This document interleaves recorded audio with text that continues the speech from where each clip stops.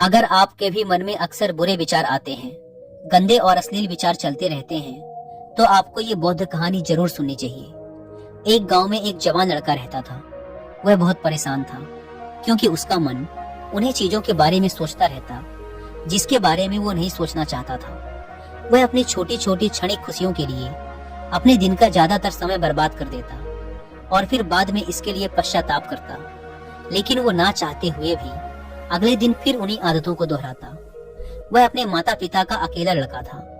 माता पिता धीरे धीरे बूढ़े हो रहे थे और वो जवान, लेकिन वो कुछ भी ऐसा नहीं कर पा रहा था जिससे उसके माता पिता को उस पर गर्व हो।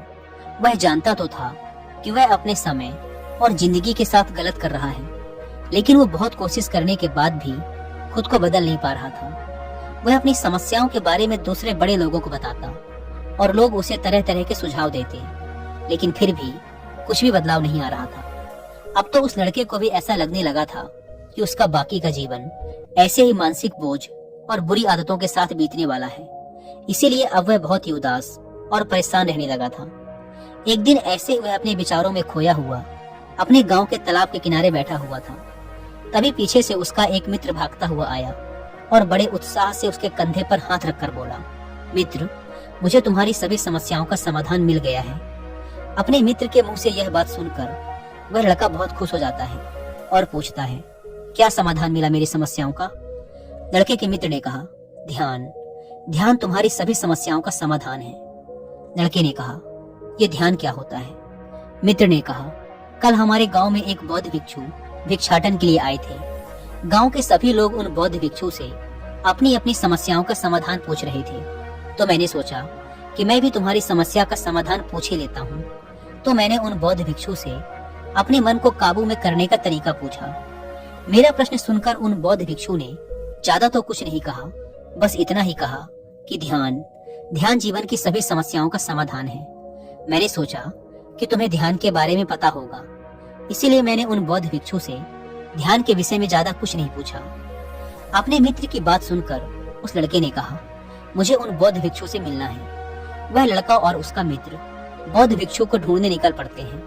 बहुत पूछताछ और खोज मशक्कत के बाद उन्हें वो बौद्ध भिक्षु बगल के एक गांव में एक पेड़ के नीचे ध्यान करते हुए मिलते हैं।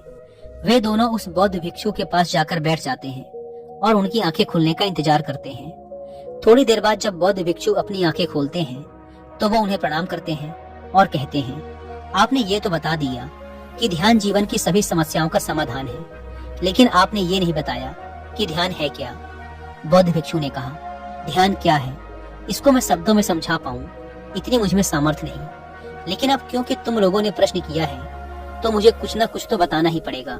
तो सुनो, ध्यान का मतलब है ना कोई प्रश्न, ना कोई उत्तर, ना कोई विचार और ना ही कोई भावना। यह एक ऐसी स्थिति है जो हमारी वास्तविकता से हमारा परिचय करवाती है। इस स्थिति में पहुंचकर व्यक्ति के अंदर कोई भी प्रश्न, कोई भी उलझन शेष नहीं रह जाती, क्योंकि उसके सामने सब कुछ स्पष्ट हो जाता है। उसे इस जीवन की व्यर्थता का पूर्णतः आभास हो जाता है। लड़के ने पूछा, लेकिन ध्यान की ऐसी स्थिति को कैसे प्राप्त किया जा सकता है? बौद्ध भिक्षु ने कहा, ध्यान करना बहुत आसान है। क्या तुम्हें बैठना आता है? लड़के ने कहा, हाँ, मैं बैठ सकता हूँ। बौद्ध भिक्षु ने कहा, कितनी देर तक बैठ सकते हो? लड़के ने कहा, ऐसे तो कभी आजमाया नहीं, लेकिन जितनी देर तक चाहूँ उतनी देर तक बैठ सकता हूँ। बौद्ध भिक्षु ने कहा, रोज 1 घंटा आंख बंद करके सीधा बैठना है। लड़के ने पूछा, कब और कहाँ बैठना है? बौद्ध भिक्षु ने कहा, कभी भी और कहीं भी, बस जगह शांत और एकांत होनी चाहिए। लड़के ने फिर प्रश्न किया, मेरे मन के ये गंदे विचार और मेरी बुरी आदतें कितने दिन में छूट जाएंगी? बौद्ध भिक्षु ने कहा, सिर्फ 1 दिन में। अगर तुम 24 घंटे आंख बंद करके बैठ सको तो। बौद्ध भिक्षु से आज्ञा ले वह लड़का अपने घर आ जाता है और ध्यान करने बैठ जाता है। जैसे वह अपनी आंखें बंद करके बैठता है, उसके मन में तरह तरह के विचार उठने शुरू हो जाते हैं, जैसे क्या ध्यान करने से सचमुच कुछ फायदा होगा? मैं अपनी बुरी आदतों को छोड़ भी पाऊंगा या नहीं? आखिर सभी लोग मेरी इज्जत कब करेंगे? मैं तो उससे प्रेम करता हूँ, लेकिन वो मुझसे प्रेम क्यों नहीं करती? मैं ऐसा क्या करूँ कि मैं बहुत सा धन कमाऊं और अपने गांव का सबसे अमीर व्यक्ति बन जाऊं? इसी तरह के और भी विचार उसके मन में लगातार उठने लगे। फिर उसे ध्यान आया कि भिक्षु ने कहा था ध्यान की अवस्था में कोई विचार, कोई भावनाएं नहीं होती।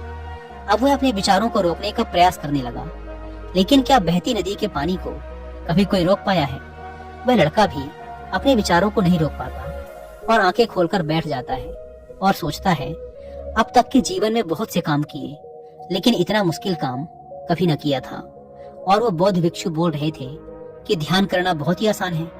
वैसे दोस्तों, अगर आप भी ध्यान या मेडिटेशन प्रैक्टिस करना चाहते हैं पर आपको पता नहीं कि उसे कैसे किया जाए, तो इसके लिए मैं आपको कुक एफएम पर एक ऑडियो बुक रिकमेंड करूंगा जिसका नाम है meditation and its practice by Swami Rama.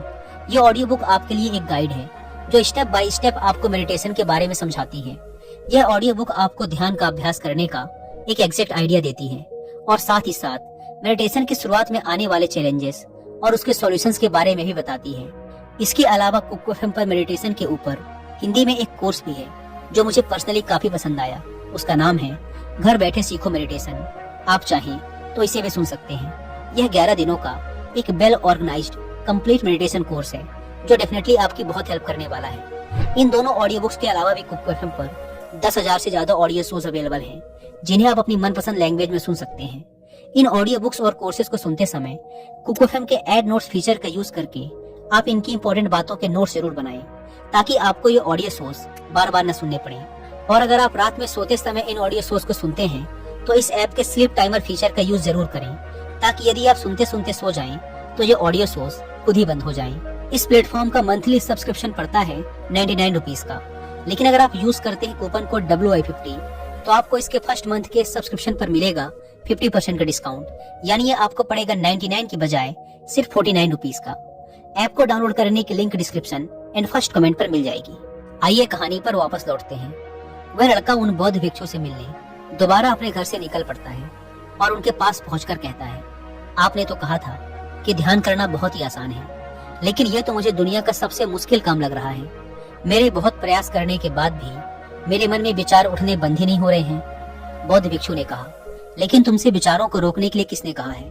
लड़के ने कहा, तो फिर विचार रहित स्थिति कैसे प्राप्त होगी? आपने तो कहा था कि ध्यान में कोई विचार, कोई प्रश्न नहीं होते। बौद्ध भिक्षु ने कहा, हमारे दिमाग में हर समय बहुत से विचार जन्म लेते हैं और मरते हैं, लेकिन हमारा मन उनमें से किसी एक विचार को पकड़ लेता है और फिर उससे जुड़े विचारों के बारे में सोचता चला जाता है। इस तरीके से हमारा मन विचारों में उलझ जाता है और हम भूल जाते हैं कि हम क्या कर रहे थे। जब तुम ध्यान करने बैठोगे तो तुम्हारे दिमाग में भी बहुत से विचार उठेंगे और खत्म हो जाएंगे, लेकिन तुम्हें किसी भी विचार का चुनाव नहीं करना, बस उन्हें देखना है। तुम्हारे मन में विचार उठेंगे और खत्म हो जाएंगे। धीरे धीरे समय के साथ इन विचारों के उठने की गति कम होती चली जाएगी। बौद्ध भिक्षु के मुंह से ये सारी बातें सुनकर वह लड़का अपने घर वापस आ जाता है और दोबारा ध्यान करने के लिए बैठ जाता है। इस बार वह लड़का बौद्ध भिक्षु के बताए अनुसार अपने मन में उठ रहे विचारों को देखता है। वह कुछ देर तक तो विचारों को साक्षी भाव से देख पाता है, लेकिन फिर उसके मन में ऐसे विचार उठते हैं जिनके बारे में सोचने से वह खुद को रोक नहीं पाता और वह गहरे विचारों में खो जाता है। कुछ देर बाद उसे याद आता है कि वह तो ध्यान कर रहा था।